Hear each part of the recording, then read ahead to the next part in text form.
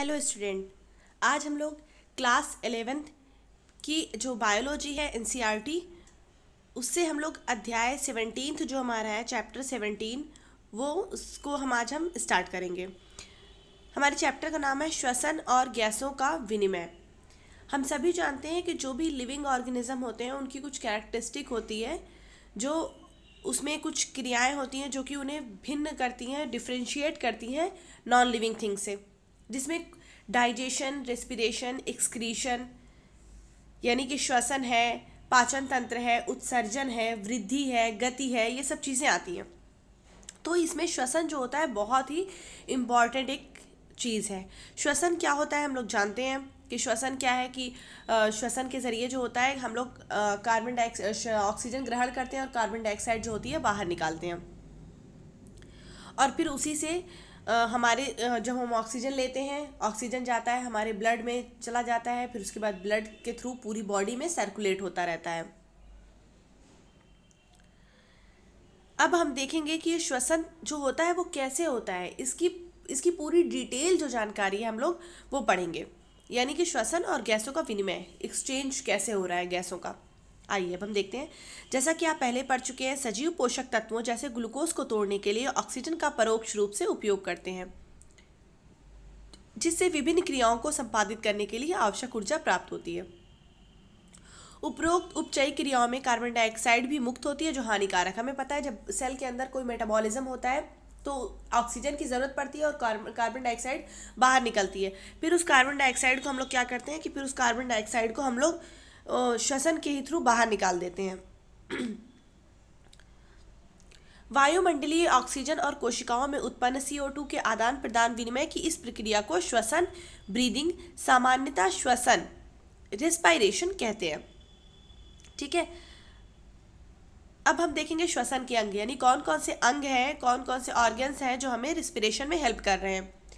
प्राणियों में देखिए हमें अगर हम देखें तो हमें मोटा मोटा ये पता है कि नाक है, नाक के बाद हमारा यहाँ पे श्वास नली है, फिर वो डिवाइड हो रही है, लंग्स में जा रही है, फेफड़े हमारे हैं, वो मेन ऑर्गन्स हैं। तो इसको अब हम डिटेल में देखेंगे। प्राणियों के विभिन्न वर्गों के बीच श्वसन की क्रियाविधि उनके निवास और संगठन के अनुसार बदलती है। यानी कि जैसे जैसे प्राणी है जिस तरह से रह रहे हैं उनके हिसाब से उनकी जो श्वसन प्रक्रिया होती है, क्रियाविधि अलग अलग है। निम्न अकशेरुकी जैसे स्पंज, सीलेंट, रेटा, चपेट, कृमि आदि ऑक्सीजन और कार्बन डाइऑक्साइड का आदान प्रदान अपने सारे शरीर की सतह से सरल विसरण द्वारा करते हैं।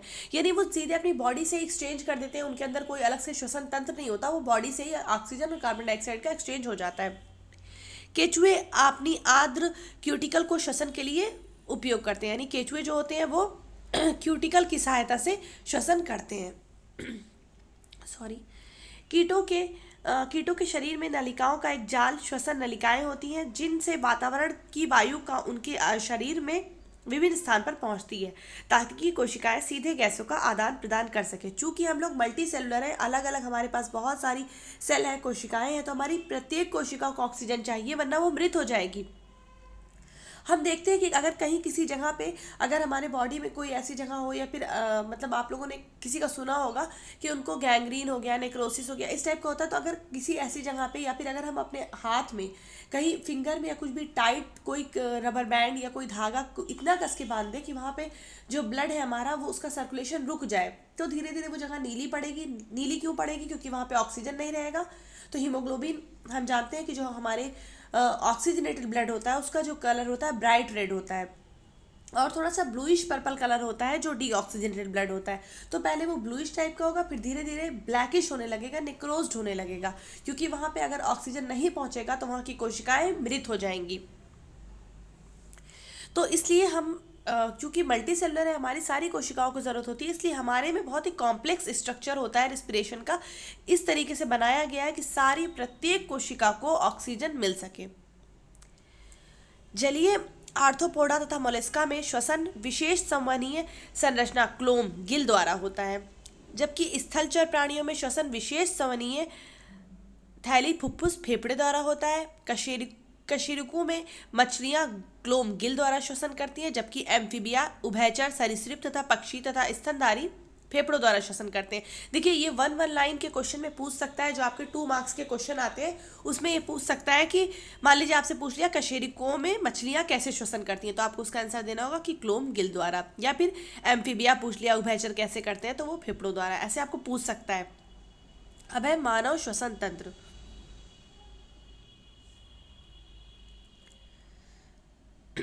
मानव श्वसन तंत्र, हमारे एक जोड़ी बाह्य नासा द्वार होते हैं, मतलब नाक के जो द्वार होते हैं एक जोड़ी होते हैं, जो होठों के ऊपर बाहर की तरफ खुलते हैं। ये नासा मार्ग द्वारा नासा कक्ष में पहुंचते हैं।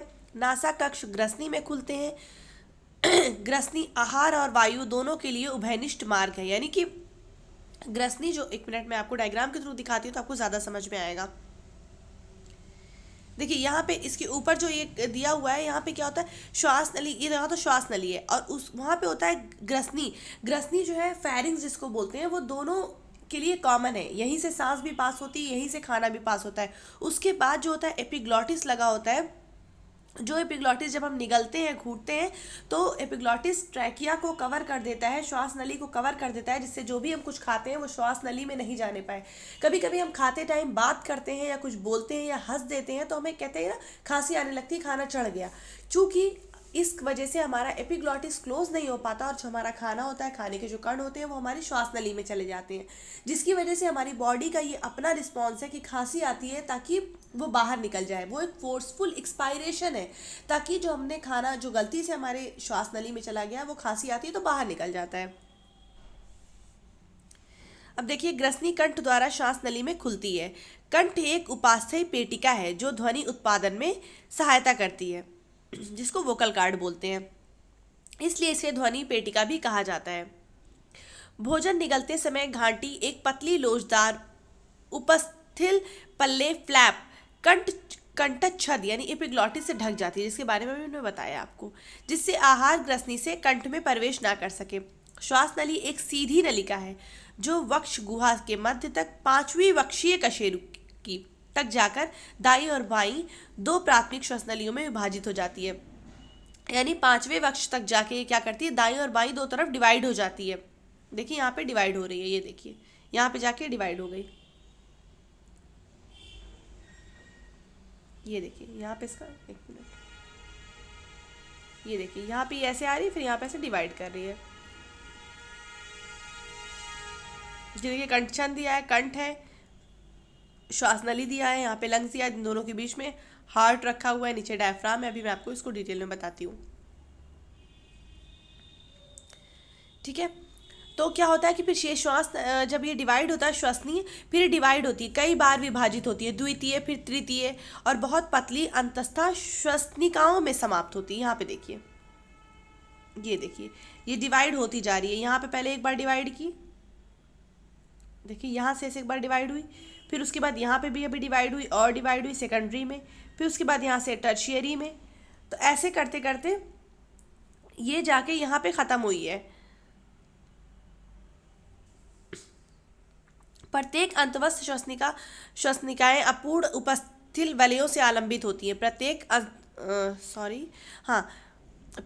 अंतस्थ श्वसनिका बहुत सारी पतली अनियमित भित्ति युक्त वाहिकाई थैली जैसी संरचना कूपिकाओं में खुलती है, जिसे वायु कूपिका कहते हैं। यहाँ पे देखिए जो ये बलून की तरह छोटा छोटा दिख रहा है, वो वायु कूपिका है, इसमें जाके एंड होती है। श्वसनीय श्वसनिकाएं और कूपिकाओं का शाखित जाल फेफड़ों की रचना करते हैं। हमारे 2 फेफड़े हैं जो एक द्विस्तरीय फुफ्फुसावरण प्लूरा से ढके होते हैं, यानी कवरिंग है जो फेफड़ों को ढके रहती है, जिसको प्लूरा कहते हैं, जिनके बीच फुफ्फुसावरणी द्रव भरा होता है, एक लिक्विड होता है, ताकि दोनों रगड़ ना पाए, दोनों जो लेयर है रगड़ नहीं पाए, जो फेफड़े की सतह पर घर्षण कम करता है। बाहरी फुफ्फुसावरणी झिल्ली वक्षी परत के निकट संपर्क में रहती है, जबकि आंतरिक जो बाहर वाली है वो तो वक्ष के संपर्क में रहेगी, और जो अंदर वाली है वो फेफड़े के संपर्क में रहती है। बाह्य नासारंध्र से अंतस्थ श्वसनिकाओं का तक का भाग चालन भाग, जबकि कूपिकाएं उनकी नलिकाएं श्वसन तंत्र का श्वसन व या विनिमय भाग गठित करती हैं। चालन भाग वायुमंडलीय वायु को कूपिकाओं तक संचारित करता है, यानी जो बाहर वाला भाग है वो वायुमंडल से लेकर ऑक्सीजन या वायु को कूपिकाओं तक लाता है, फिर कूपिकाएं जो होती हैं वो एक्सचेंज करती हैं, इसे बाहरी कणों से मुक्त करता है, आर्द्र करता है तथा वायु को शरीर के तापक्रम तक लाता है। विनिमय भाग आदान प्रदान इकाई रक्त एवं वायुमंडलीय वायु के बीच O2 और CO2 का वास्तविक विसरण लक्षण है, यानी यहीं पे जो होता है एक्सचेंज होता है। फेफड़े जो है वक्ष गुहा में स्थित है, जो शारीरता एक वायुरोधी कक्ष है। वक्ष गुहा कक्ष पृष्ठ भाग में कशेरुक दंड, अधर भाग में उरोस्थी, पार्श्व में पसलियां और नीचे से गुंबदकार डायफ्राम द्वारा बनता है। यानी आगे की तरफ क्या है, कशेरुक दंड है, पीछे की तरफ जो है कशेरुकु दंड है, आगे की तरफ उरोस्थी और साइड में पूरी पसलियां है और नीचे की तरफ डायफ्राम से ढका रहता है। डायफ्राम जो होती है एक मसल होती है, यहाँ पे देखिए डायग्राम में बना हुआ है डायफ्राम। वक्ष में फेफड़ों की शारीरिक व्यवस्था ऐसी होती है कि वक्ष गुहा के आयतन में कोई भी परिवर्तन फेफड़ों की गुहा में प्रतिबिंबित हो जाएगा। श्वसन के लिए ऐसी ही व्यवस्था आवश्यक है। यानी ये फेफड़े जो होते हैं फूलते पिचकते रहते हैं, जिसकी वजह से जो ऑक्सीजन का एक्सचेंज होता है वो होता रहता है। अब इसके चरण क्या क्या है। सबसे पहले क्या होता है कि श्वसन या फुफ्फुसीय संवातन, जिससे वायुमंडलीय वायु अंदर खींची जाती है और CO2 से भरपूर कूपिका को वायु की ओर मुक्त किया जाता है। फिर क्या होता है, कूपिका झिल्ली के आर पार ऑक्सीजन और कार्बन डाइऑक्साइड का एक्सचेंज होता है। फिर ब्लड जो होता है वो लेकर जाता है रुधिर द्वारा गैसों का परिवहन। फिर रुधिर और ऊतकों के बीच में O2 और CO2 का विसरण, यानी ब्लड जब लेके जाएगा तो टिश्यू से एक्सचेंज करेगा, फिर उसके बाद वहाँ से कार्बन डाइऑक्साइड को वापस लेकर आएगा और फिर लंग्स में आके यहाँ से वापस जाएगा। अब इसको जो श्वसन की क्रियाविधि है इसको हम लोग अपनी नेक्स्ट वीडियो में पढ़ेंगे इन डिटेल। मिलते हैं अपनी नेक्स्ट वीडियो में। Thank you.